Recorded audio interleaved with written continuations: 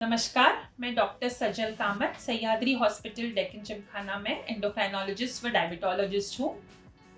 और आज हम बात करेंगे प्रेगनेंसी एंड डायबिटीज़ के बारे में, जिसमें हम थोड़ा सा जानेंगे प्रेगनेंसी में डायबिटीज़ क्या होता है, कैसे होता है, ये सब। प्रेगनेंसी में इंसुलिन रेजिस्टेंस बढ़ने के चांसेस होते हैं। Pregnancy is a state of insulin resistance और इसके कारण कई लोगों को प्रेगनेंसी के दौरान डायबिटीज हो सकती है। कैसे इसको मॉनिटर करना चाहिए, क्या करना चाहिए?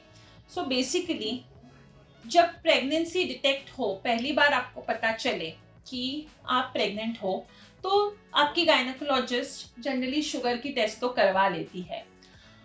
ये जो डायबिटीज प्रेगनेंसी में जो डायबिटीज होता है वो जनरली फर्स्ट फ्यू मंथ्स में नहीं होता है, वो 20 वीक्स ऑफ प्रेगनेंसी के बाद शुरू होता है मोस्ट ऑफ द टाइम्स में। तो पहले टाइम जब शुगर टेस्ट की जाएगी तब शायद ये नॉर्मल भी रहेगा। तो उसके बाद अराउंड 20 to 24 वीक्स में शुगर की फिर से टेस्ट की जाती है, जहाँ पे आपको ग्लूकोज पिला के टेस्ट की जाती है। आपको 75 ग्राम ग्लूकोज दिया जाता है, वो ग्लूकोज लेने से पहले और लेने के बाद 1 घंटा 2 घंटा ऐसे टेस्ट किए जाते हैं, ताकि आइडिया आए। और इसके कई कट ऑफ्स होते हैं। तो खाली पेट में आपकी शुगर 92 के नीचे होनी चाहिए। 1 घंटे के बाद आपकी शुगर 180 के नीचे होनी चाहिए और 2 घंटे के बाद आपकी शुगर 153 के नीचे होनी चाहिए। अगर इसमें से कोई भी एक रीडिंग ज़्यादा हो तब आपको आपके एंडोक्राइनोलॉजिस्ट को कंसल्ट करना पड़ता है, ताकि उसके मेजर्स लिए जाए, इसको ट्रीट किया जाए। इसको हम जेस्टेशनल डायबिटीज़ या डायबिटीज़ इन प्रेगनेंसी बोलते हैं।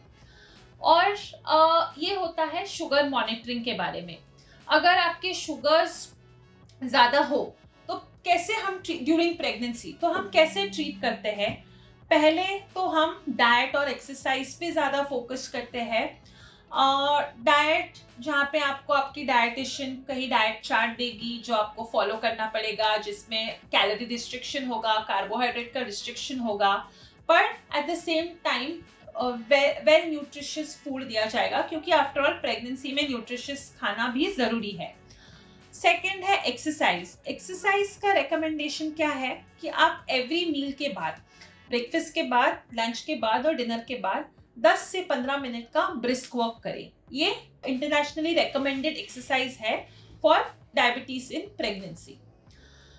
और मेडिसिन की जब बात आती है प्रेगनेंसी में, जो मेडिसिन हम डायबिटीज में यूज करते हैं, तो हमारे पास 5, 6, 7 प्रकार के मेडिसिन है जो हम डायबिटीज में यूज करते हैं। पर ये सारे मेडिसिन सेफ नहीं होते हैं प्रेगनेंसी में।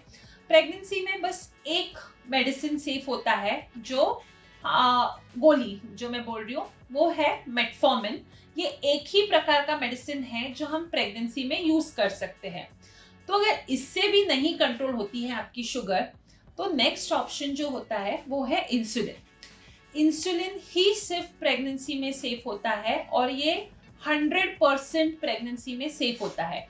तो अगर डाइट, एक्सरसाइज और मेटफॉर्मिन से आपकी शुगर नहीं कंट्रोल हो रही है, तो आपको इंसुलिन लग सकता है प्रेगनेंसी में। पर इतना ज़रूर है कि ये इंसुलिन आपके डिलीवरी के बाद, या कहो ज़्यादा से ज़्यादा ब्रेस्ट फीडिंग के बाद, इंसुलिन बंद हो जाता है। ये इंसुलिन परमानेंटली नहीं यूज़ करना पड़ता है, क्योंकि मेडिसिन तो है हमारे पास जो हम ब्रेस्ट फीडिंग के बाद यूज़ कर सकते हैं। पर ये जो फेज़ होती है प्रेगनेंसी की, तब हम सिर्फ इंसुलिन और एक और मेडिसिन यूज़ करते हैं। और अगर डायबिटीज़ हो आपको प्रेगनेंसी में, तो आपको फ्रीक्वेंटली आपकी शुगर्स मॉनिटर करनी पड़ती है। कैसे करते हैं, क्या करते हैं? हर हफ्ते करनी पड़ती है। इंसुलिन लगे तो ऑलमोस्ट हफ्ते में 2 बार वगैरह करनी पड़ती है। तो अगर आपको प्रेगनेंसी में आपके शुगर लेवल्स एबनॉर्मल हो, टारगेट से बाहर हो, तो अपने एंडोक्राइनोलॉजिस्ट को कंसल्ट करना चाहिए ताकि वो आपको सही राह दिखाए और अच्छे तरीके से आपका डायबिटीज प्रेगनेंसी में मैनेज कर पाए।